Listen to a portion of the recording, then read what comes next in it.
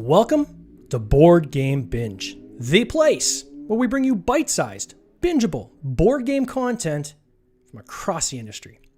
I'm your host, James Staley, and in this episode we're chatting with Eli, Zack, and Willem, who are collectively known as the Delv Bro. Their passions cross video and board game design, as well as fun content creation. Currently, they have a Kickstarter running for their newest title, Tailmore, the scan and play dungeon crawler. Gentlemen, welcome to the binge. How you doing? Doing great. Thanks for having us. Thanks for having us. Awesome having you guys. Man, there is just a crap load of stuff to unpack here in what you guys are doing. You guys are doing a lot of stuff. We keep busy. Yeah, you're busy dudes. We're going to try to get through it in a half hour. If we can't get through it all, we'll bring it back. I'm sure there's going to be some other stuff you guys are working on in the future. So why don't we start off really quickly? Could each of you, and why don't we start off with, say, Zack, just because the way the panels are kind of organized on our screen here. Go Zack, then Willem, then Eli. Introduce who you are as part of the brothers, and then kind of what your background was coming in, if you don't mind. Yeah, sure. So I'm Zac Delvenhal. I am 1/3 of the Delv Bros, and I came into this from a real strong software engineering background. I've done a lot of open source development, a little bit of blockchain work, a lot of web development, and so I came in, and my big focus has been on sort of the technical side, building out the mobile app, that sort of thing. Sweet. Willem?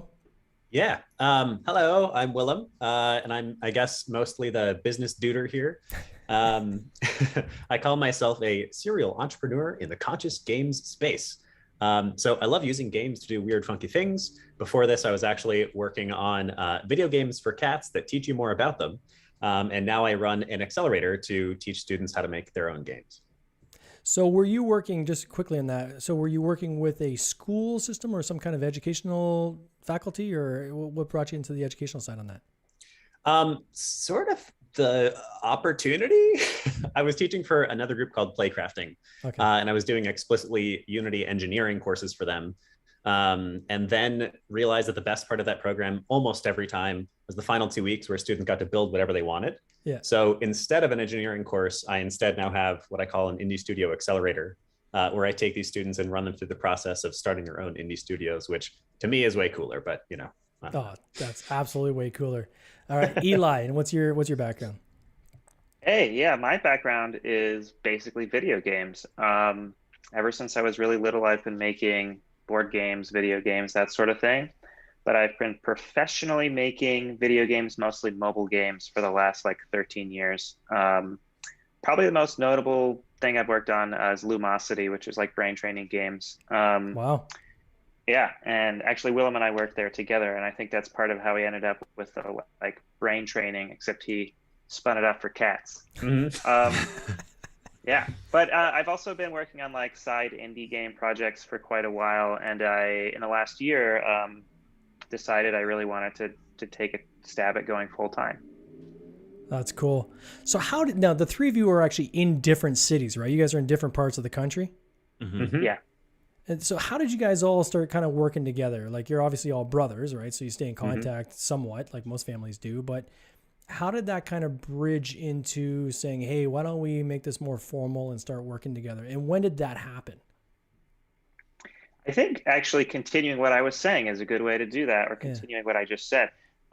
So I was like, I want to make this game company. COVID basically kind of enabled that to some degree. Sure. And then I mentioned it to these two guys that I wanted to do that, and they both were like, I want to do that with you. And that's kind of how it started, I think, unless you guys want to add something on there.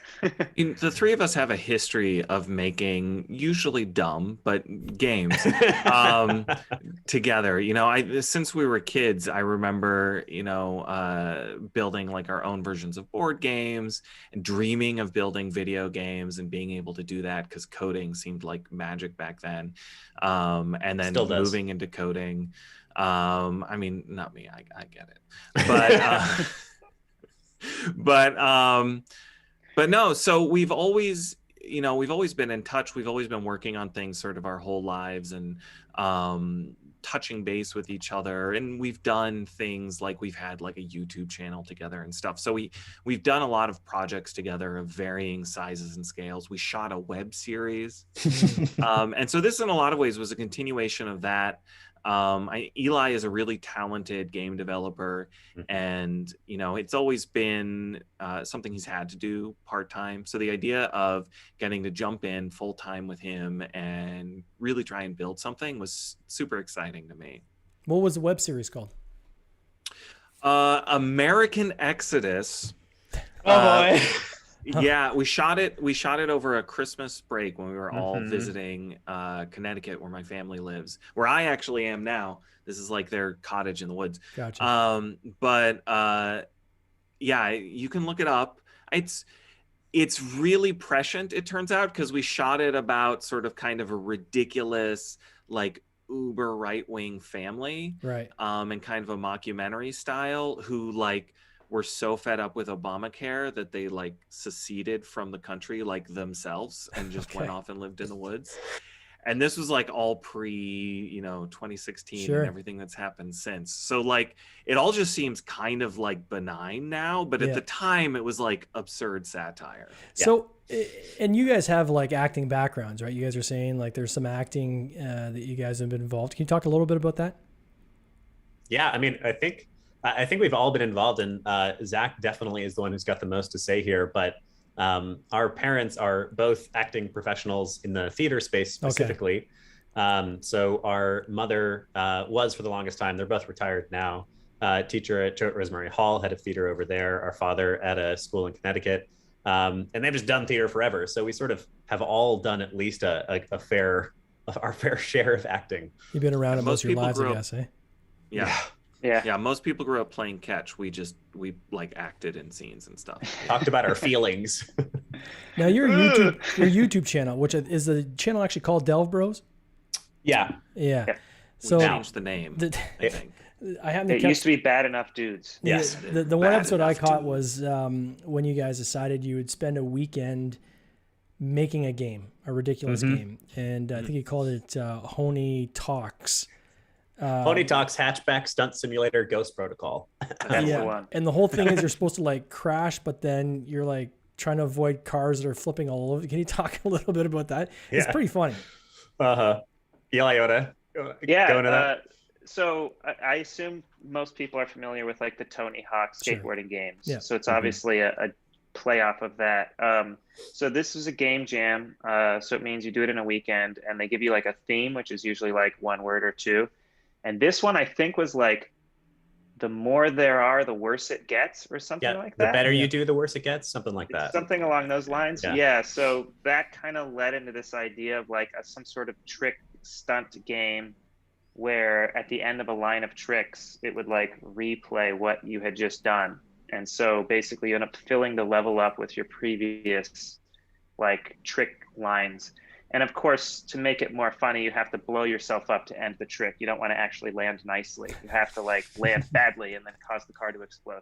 So after you play for like 10, 15 minutes, there's just like your previous like car flying across. And you like try to do a trick and another car will come and blow you up, and it becomes a hellscape. That's crazy. It's like Ghost Racers in like a racing game where you can race against your own previous ghost, except you can collide with these ghosts. They will in fact crash into you and destroy you, and they just keep building up. It's not like the best run, it's all of the runs since you started playing. So yeah, it gets ridiculous by the end. What I think was cool is it really highlighted, I think, your technical prowess, right? Which I think is going to play into some of these other things we're going to talk about in this particular podcast. But to crank through that in a weekend, no matter how ridiculous it was, when you're watching it, it's like, this is insane. But still, to create that in such a short time, I think was pretty cool. Now, Willem, you and I first connected through your Bitboard Con. Can you tell us a little bit? So you started basically a board game online convention, which why not, right? Why not just create a convention? So tell us about that. What was that all about? Yeah, I mean, where I have like wound up finding my joy is just games used to do stuff that aren't games. Yeah. I don't know why exactly I love that, but I love that. So towards the beginning of the beginning of the pandemic, when I was still trying to make cat video games a thing.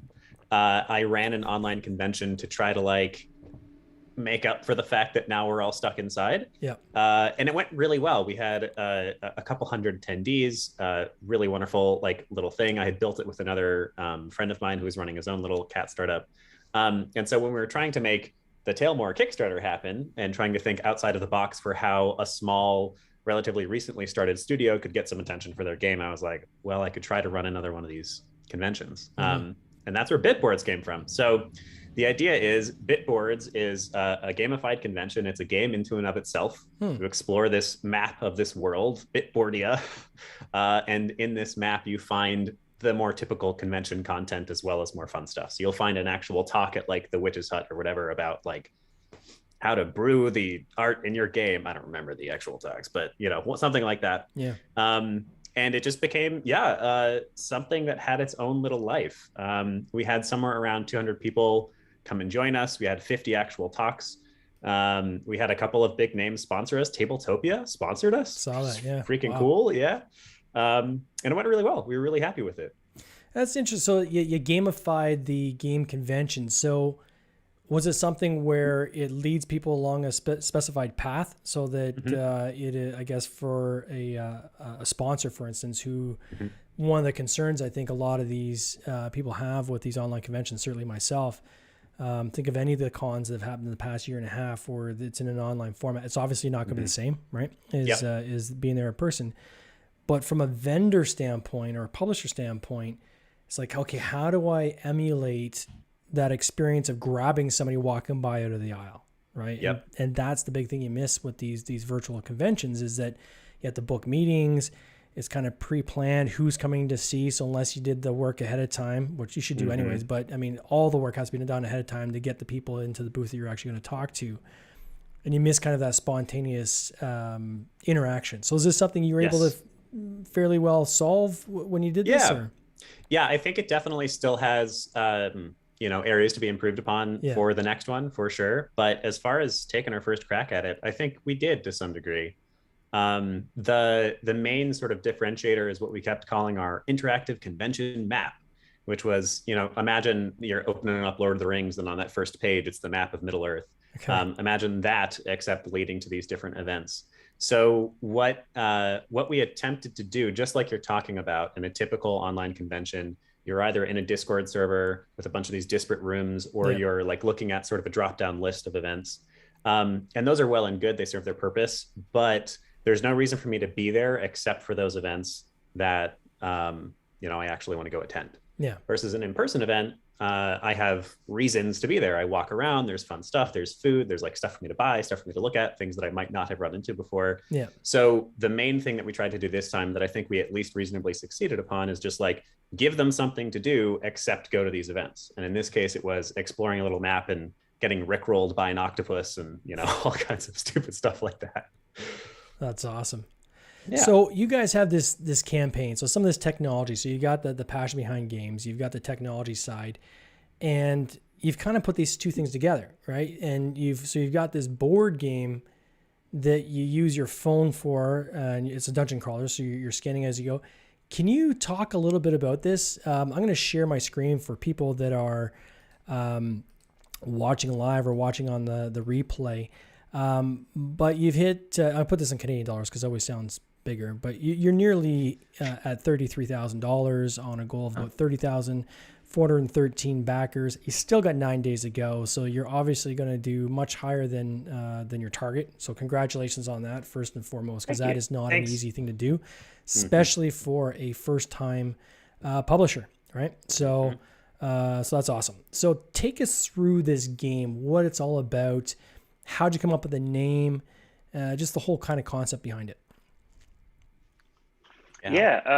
So I think the original, actually stepping back even from this game, any game, us deciding which game to make, we spent a while just like trying different things out. And this was one of the concepts that we tried out. And we essentially like pitted them against each other in various ways. The kind of most interesting maybe was that we did like a live debate where each of the three of us like defended one of these games, game concepts that we had, and then like had the audience vote on which ones they liked and so on. And Tailmore is what ended up winning through all of these different comparisons. And the original idea for Tailmore came out of a combination of something that I've been wanting to do for years and we've talked about for years, which would be like a D&D helper. Yep. Kind of like mobile app that could connect you with other players, and the DM could like send secret messages and stuff like that. And so we already had that kind of kicking around in our heads for quite a while. And then I think I played with Willem, Chronicles of Crime, which is a different board game with QR scanning. And I thought it was really a very cool kind of template that had a lot of potential, but I think Chronicles of Crime barely scratched the surface. And so we sort of thought about, well, we could take like a D&D like dungeon crawler experience and can really get the best of both worlds from a board game and a video game by having this sort of QR scanning technology and build like a dungeon crawler out of it. So that's kind of how it started. And then we sort of built it up from there. So when you did this, for lack of a better word, innovation funnel with your 3 different concepts, right? So was it a dungeon crawler when it was part of that concept, or was the concept that it would be a QR code scanning information gathering game? Like how was it kind of positioned when you guys started doing that initial narrowing down? It was pretty close to what it ended up being. A lot changed, but I think the things that changed were on like the micro level rather than the macro level. Okay. A lot of like individual mechanics changed, but the core concept kept pretty constant. Yeah. And then the other 2 concepts, so it was, you had like I guess your Facebook group, or you had like an audience that you kind of tested this with. And then so they would play it and then vote based on how much they enjoyed the 3 different types of games. Is that how that worked? We had a lot of stuff going on. Yeah. There was I think a 2-month process where we went through, we built 5 or 6 different prototypes. We spent like 2 weeks prototyping different ideas, and we would have play tests. We have a Discord community. Cool. Feel free to join that, tlm.gg/discord. But yeah, so we would do play tests with them, and then this all sort of culminated. We narrowed it down. I mean, our initial list of just like ideas was something like 50 things. Wow. And we narrowed it down to our 3 favorites, which we had built prototypes of, and then we had sort of a live debate, which was really just an attempt to sort of get like a courtroom setting and get like where the 3 of us were each really focused on bringing out the best points of one idea and the worst points of the other idea, and sort of air that out in front of people and see how they all held up. Did you guys record that by any chance? I think so. I think it's on our Twitch. It might be on our Twitch. Used much, you should upload that to YouTube. That'd be a cool thing. It's to watch. fun. I mean, it's a formal debate. Yeah. Yeah, we did. We had rules. We had like time limits. It was fun. It was a fun night. That's awesome. At the end of it, the debate wasn't binding or anything. It was just an attempt to like get information and come at this problem of, well, what do we spend a year of our life building? Yeah. From a different angle. And I think, at the end of the day, we all agreed Tailmore was it. We absolutely loved the concept, and we think there's nothing really out there quite like it. So take us through. So you got this dungeon crawler. So how does it work? So somebody starts off, and then there's QR codes. Like, kind of walk us through kind of how they work their way through this dungeon. Yeah, so first the 3D models of the characters actually come out of the cardboard, which took a lot of development. Oh, that's cool. I'm just kidding. I'm totally kidding. Yeah, we hooked. We're selling. False advertising. No, so I mean, I think all 3 of us have sort of our own viewpoints on it at this point. But something that excites me about it, and the way that I often describe it, is unlike any other role-playing system out there, there is the least amount of information for all of the players like possible. So you open up your phone, you hit a scenario to start it, and it says, great, there's like some talk about some stuff over in that castle over there. Put this room tile down and put your character there. And then it gives you no other information. So, everybody is a part of the mystery. There is no DM. The forever DMs are no more is something we used to say. And you interact with things using QR codes on these pieces. So oftentimes at the beginning of the scenario, it's almost sort of a trope for us now. The only thing you have is that first room and a figure, which means there's only one QR code in that space, which is the room. So one of the first things you're going to do is hit inspect, and then scan that room, and it goes like, oh man, there's a chest in the corner and like a monster or whatever.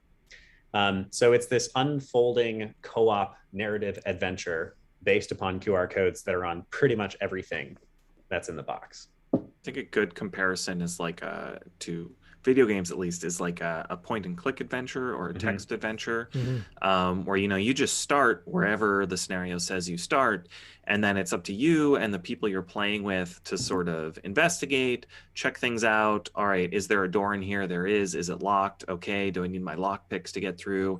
And you can just sort of try anything. There's a lot of experimentation to it, which I really love. Pretty much every piece in the game has a QR code, and what that means is that there's a really tight coupling between the physical pieces and the what the app is doing and what the app is telling you in your phone. So if you want to pick the lock, great. If you want to stab your jailer with the lock picks, great. There's all sorts of different ways you can combine and experiment with these pieces, and just sort of see what happens. Yep. How long did it take you guys to program this? While. I mean, it's still ongoing, to be honest. Yeah. Because we did 2 big phases. We wanted to make a web version so that as many people as possible could play it without having to worry about an app or whatever. So you just go to a website, kind of like Jackbox, if you've ever played that, and then you can just share it around. But for the final release, an app is definitely a better experience. So we're still building the app now. The web experience, which has all the same functionality the app is being implemented with just now. Less polished. It's probably around 3 to 4 months of solid development time, I would say, engineering time for about 1.5 people on average. So how does the web version of that work? So is it still the web on your phone? And so you're scanning the codes with your phone still then, I guess, right? Yep. Yeah. You can do all that through the web these days, and it's a pretty good experience. There's some stuff you can't do that you could do with a mobile app, but the nice thing about the web is you can get it up quickly, you can get it in people's hands quickly, and they can try it out. I know so the decision to do some of these upgrades, I notice you've got a player pawn that acts as kind of your party marker. Huge upgrade if you guys hit 36,000 US, I believe, which is this party mini marker. I'll show that on screen for people who want to see it as well. It's gorgeous. Make it happen. Which is pretty cool. Please. I want to play with that. We really That want would be awesome. So how did you kind of map out this campaign? First time around, obviously there's lots of research involved, but was there any kind of markers you guys used to decide here's how we want to structure this campaign first time around, or have you modeled after, or did you bring consultants on board, or how did you kind of structure the campaign? Yeah. I mean, that's an ongoing challenge, I guess. It's something that takes a lot of effort and a lot of thought. We actually have Zach's wife, Laura Delvenhal, the namesake on this computer, who acts largely as sort of project manager. Okay. And she has been the head honcho on looking through tons of Kickstarters, becoming a part of many different Kickstarter communities, picking a lot of people's brains. And we've all, of course, been involved in that. But that has come down a lot to her and a lot to just modeling, like you mentioned. A lot of the Kickstarters that we used to love, ones like Chronicles of Crime that have some of the similar sort of tech components, ones like Gloomhaven that have some of the similar like dungeon crawler components, and just looking at the way they did things and trying to do it, to the best of our ability in a way that makes sense to us. Is there any plans to use like a pledge manager of any sort or anything like that? Yeah, we haven't settled on who we're going to use. Okay. We're still entertaining quotes, but yes, there will be a pledge manager for Tailmore. How many different, I know there's 8, so there's 8 different scenarios, I guess, or 8, is it like 8 different stories? Is it fair to say it like that? 2 of those 8 will be multi-part. So that would be like once you play basically multiple sessions in the same story. Got it. Yeah. Okay. Yeah. And so in each of those stories or sessions, how many different, because there's like a lot of there's a lot of QR codes, right? When you look through the page, even the cards, each of the individual cards, the column, everything, there's QR codes literally everywhere, right? Yeah. How many different iterations and combinations and permutations is there of, like, if you said, for example, the key, right? Well, you can use this key to stab your jailer to death, or you could use this pick to try to pick the lock to get it out. So that's two situations for that one item, right? So how many different combinations, permutations is there across this game? Or is there going to be across the game once you're done? Yeah. This was something, so Eli can maybe talk a little bit more about this, but he wrote our one of our first scenarios, and we actually had a sort of a larger scope in a way because there were more QR codes used per scenario at that point. Okay. And he just like, okay, this does that, and if you do combine that, and this and that, and we had more scans then as well, and it becomes very challenging to write them all. It's an exponential thing, right? The level that it increases. Yeah. So each scenario right now uses it's not going to use every piece. It's going to use probably 7 or 8 rooms. It's probably going to use maybe a dozen items, maybe 3 or 4 of the standees. So different scenarios will use different things. It's a lot of writing to do ultimately. Yep. But we do have dedicated writers. We've hired writers to, so not all of the scenarios are written by us. So that's one way to manage it. And the other thing is just to come up with weird things that happen when you combine this item with that item and just grind away at it. Yeah, I think. Go ahead. Well, I think something that I often talk about with my students is just that the key to an amazing game is playing it with a lot of people. And I think that that's been the case here too. There's been so many moments when someone's like, "Ooh, what if I did this and this?" And then nothing happens. And we go, okay, so we have to write something for when that happens. And that's just part of the trick of making Tailmore happen. We actually had a big game feature that came out of it.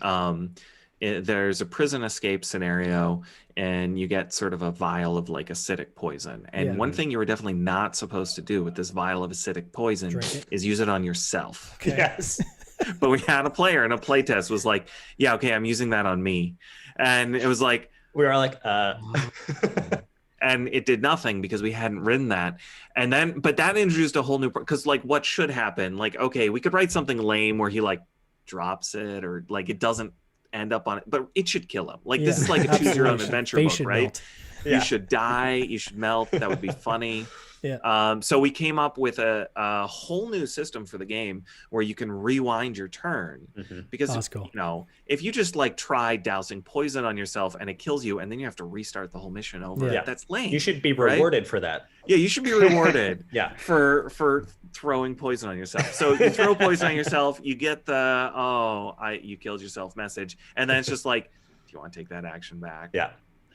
Go back. So when you have a technology like this, and you're merging it with like something tactile like a board game, I look in my game closet at home, and I've got like DVD versions of board games where you have your companion tapes and things like that, and the technology dates very quickly. One concern people could have is, well, what if how long are they going to support this? What if the app is basically out of the app store after like a year? What are your plans to kind of handle that for people that want to back this game but are maybe a little pensive when it comes to the tech side? Yeah, that's on Zack. That's a big one, but Zack has a beautiful answer for you. All right. Well, I did mention I have a history as an open source developer and as a web developer, and this is something I think we probably think about more than the players do. Because I mean, let's be honest, most of you're going to get the game, you're going to play it, you're going to enjoy it, hopefully a ton, and then like it's going to sit in a closet. But we're the ones who made it. We want people who love this game to be playing it forever. As long as there are people who want to play it, we want people to be able to.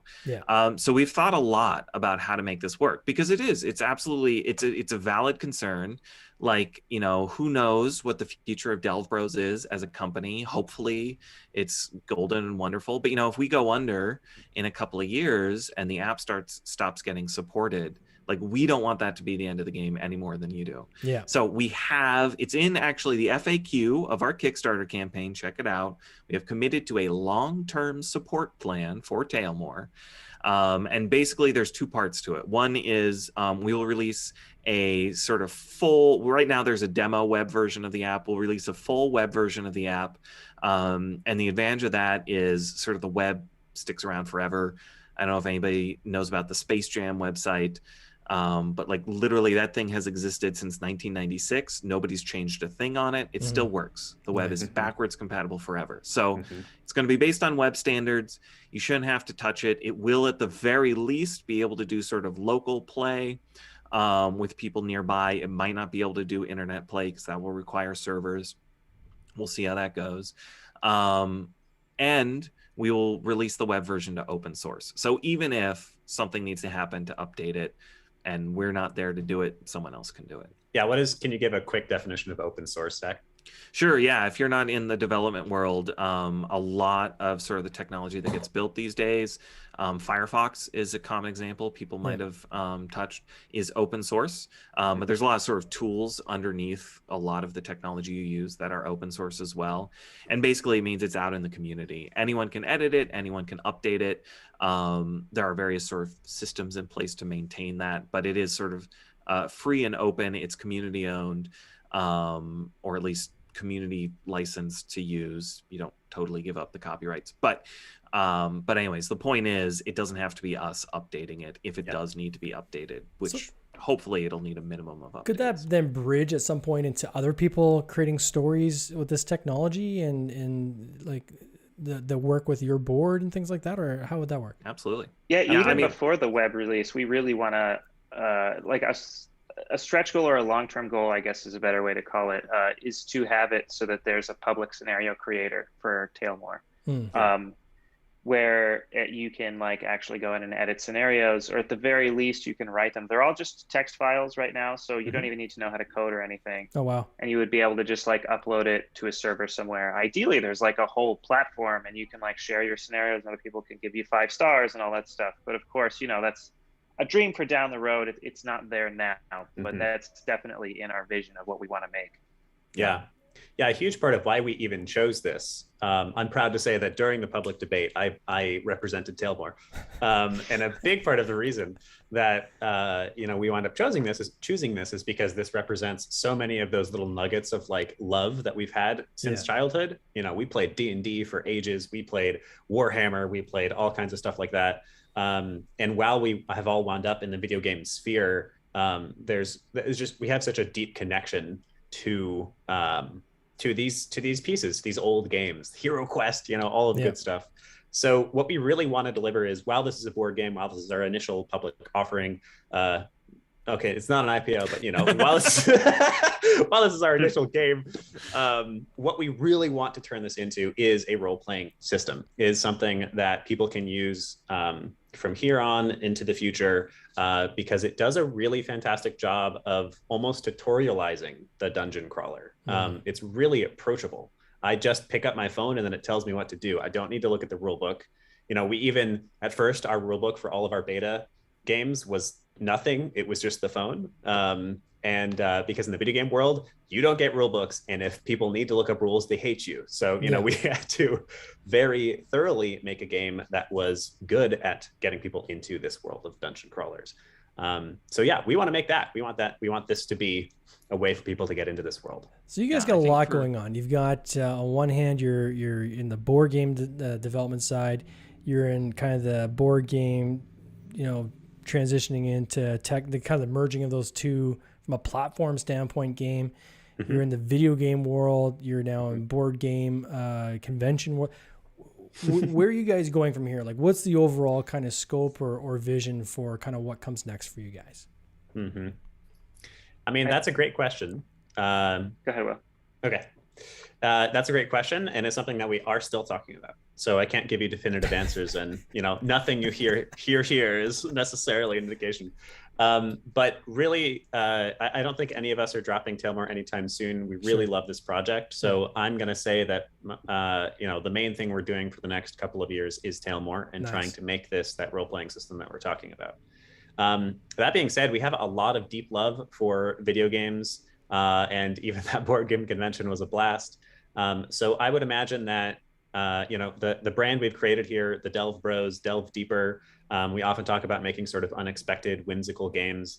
I would imagine that we have a lot of content coming out in that space. We'll throw on a random convention. Why not? Because we have fun doing it.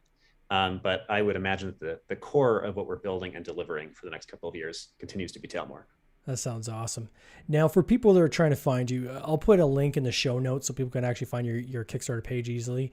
But maybe you can spell, because it's not phonetic, right? Maybe you can spell the name of the game so they can find it if they want to do their own search on Kickstarter. If you're Elvish, it's very easy to spell. It is Taelmoor, all one word. Okay, so tell me. Tailmore. And Tailmore. if people want to follow you guys, let's say they want to kind of just peek in on you guys and see what you're up to with all these shenanigans and videos and content, you're creating. Like, how best do they follow you guys? Like, how do they join the community? Mm-hmm. Probably the Discord, which Zack referenced. So the URL for that is tlm.gg/discord. Yep. And actually, you can also go to tlm.gg/Kickstarter to go to our Kickstarter. Mm-hmm. Boom. Yeah, tlm.gg is our own URL, which we use for the web app. So we turned it into a URL shortener. We got a ton of stuff tagged onto the end of there. Oh, I guess that makes it easy too, eh? It does, Gentlemen, it does. I wish you all the best with this campaign. I mean, this is going to rock. I can't wait to see where you guys end up. Certainly, it's going to be significantly higher than your funding goal, which is awesome. Congrats again on already funding on this campaign with still 9 days to go. If any of our listeners are out there, find this interesting. I think it's super cool. Check it out. Check out their Kickstarter page. I'll put a link in the show notes so make it easy for you to click through. And I want to wish you guys all the best in this coming year. You take care. Absolutely. Thanks so much, James. Thank you, James. Thanks so much. Cheers.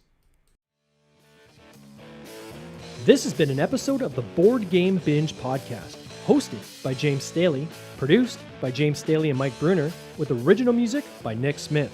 If you would like to watch these interviews live, simply join the Facebook group Board Game Binge, and you'll get access to live interviews, giveaways, and interesting board game content from across the industry. I can't wait for you to join us. See you next time.